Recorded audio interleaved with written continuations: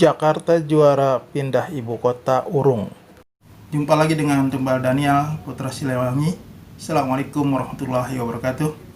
Eh, Seminggu yang lalu kita dengar kabar cukup menggembirakan bagi suasana di Republik kita ini yang terus bermunculan persoalan-persoalan di ranah publik, ketegangan-ketegangan dari berbagai persoalan yang muncul dan memunculkan disharmonisasi di sana sini, dan itu tentu saja tidak bermanfaat bagi bagi kemajuan kita bersama.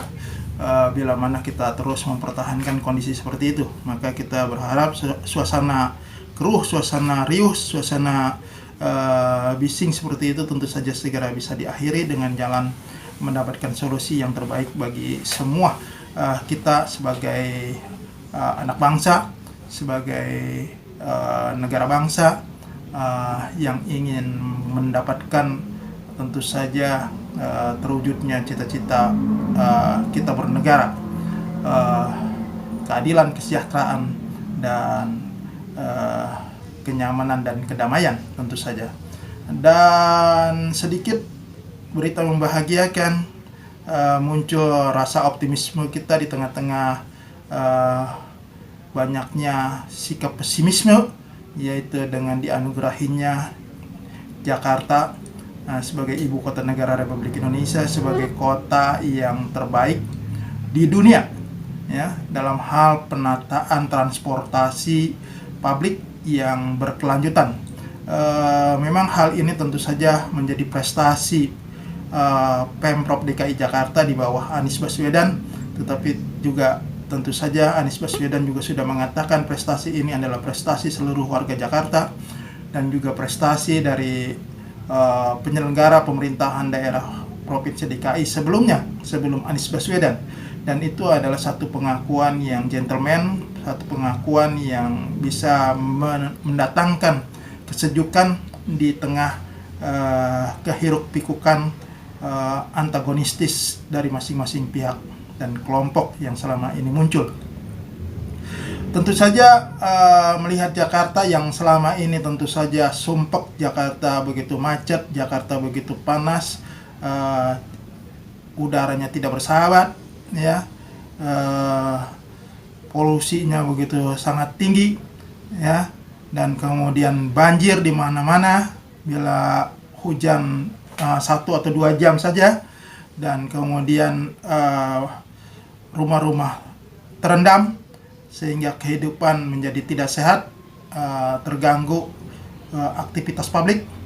Tentu saja hal yang semacam ini memang mulai terasa dari tahun ke tahun, sudah mulai ditinggalkan.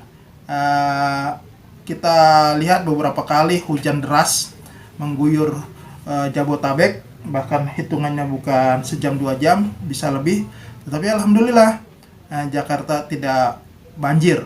Tentu saja ini adalah satu wujud nyata sudah ada perbaikan di dalam hal penanganan banjir. Begitu juga dalam hal kemacetan, yang biasanya ketika Jakarta macet itu sulit berjalan, bahkan bukan hanya kendaraan roda 4, kendaraan roda 2 pun menjadi sulit berjalan karena macetnya sudah sangat luar biasa. Sekarang ini memang kemacetan masih ada, tetapi sudah jauh berkurang. Itu juga suatu pertanda bahwasanya tata kelola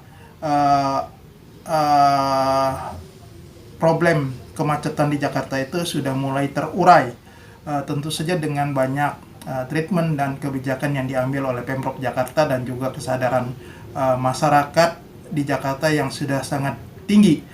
Hal ini tentu saja disebabkan dari tata kelola transportasi yang berkelanjutan itu yang telah dihargai oleh dunia internasional sebagai terbaik pertama di dunia.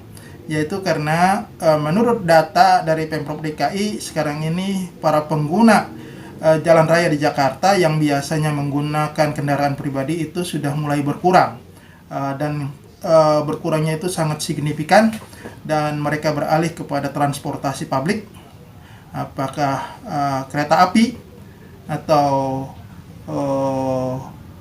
bus yang atau